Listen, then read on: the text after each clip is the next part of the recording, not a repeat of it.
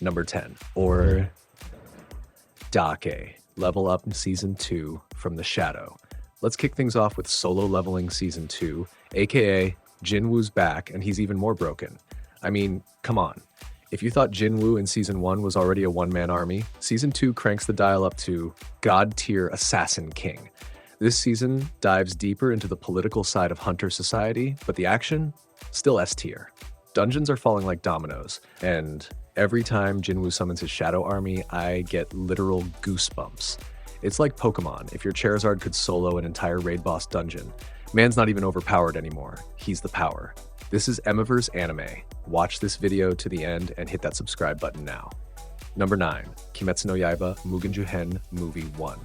Okay, I know Demon Slayer isn't a dungeon anime in the traditional sense, but Mugen Juhen? That Infinity Castle arc? That's a freaking labyrinth from hell. And guess who's back? Akaza. But instead of watching him punch the souls out of people, this movie dives into more layers of his story. It's like the writers went, let's make Akaza OP and emotional. And it works. The animation, Ufotable went full Ufotable. You know it's real when even the floorboards are animated better than some entire anime.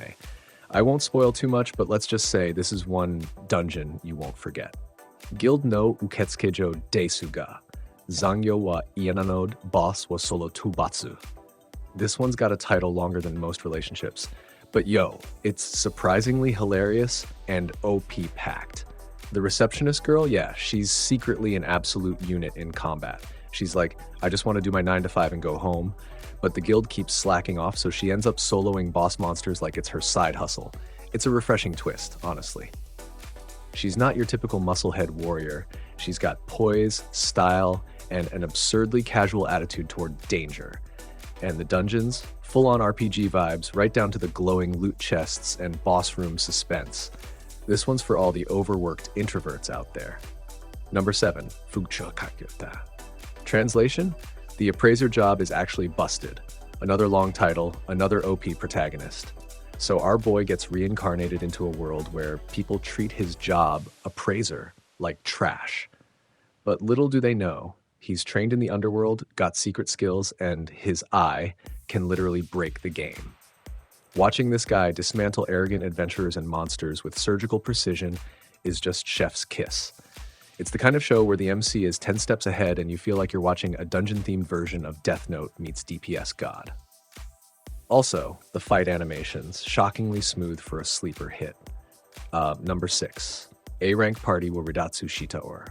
The title's basically, I left my party and now I'm on that dungeon grind with my former students.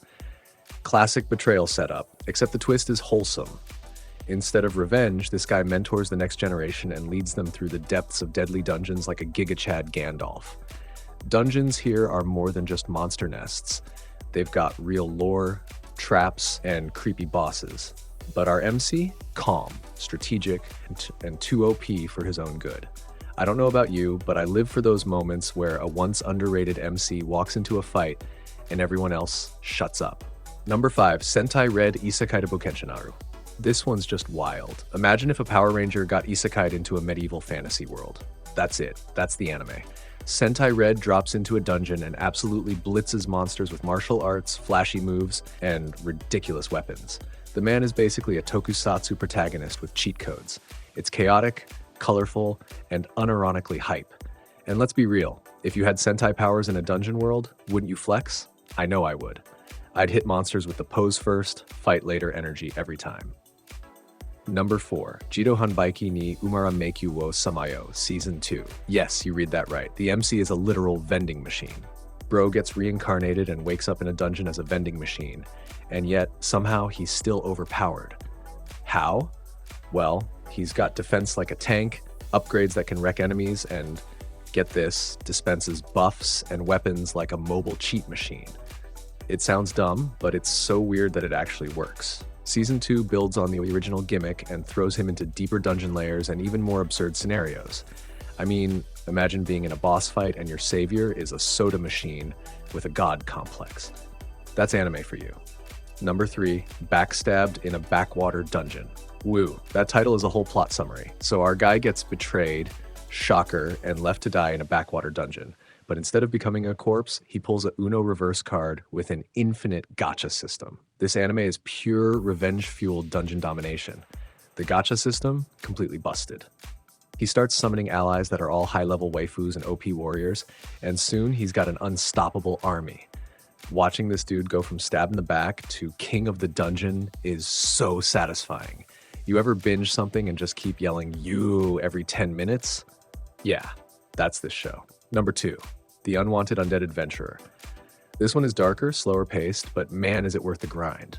Our MC, killed early on and resurrected as a lowly skeleton in a dungeon. You'd think that's game over, but nah, this guy levels up the hard way. Slowly, painfully, but every victory feels earned.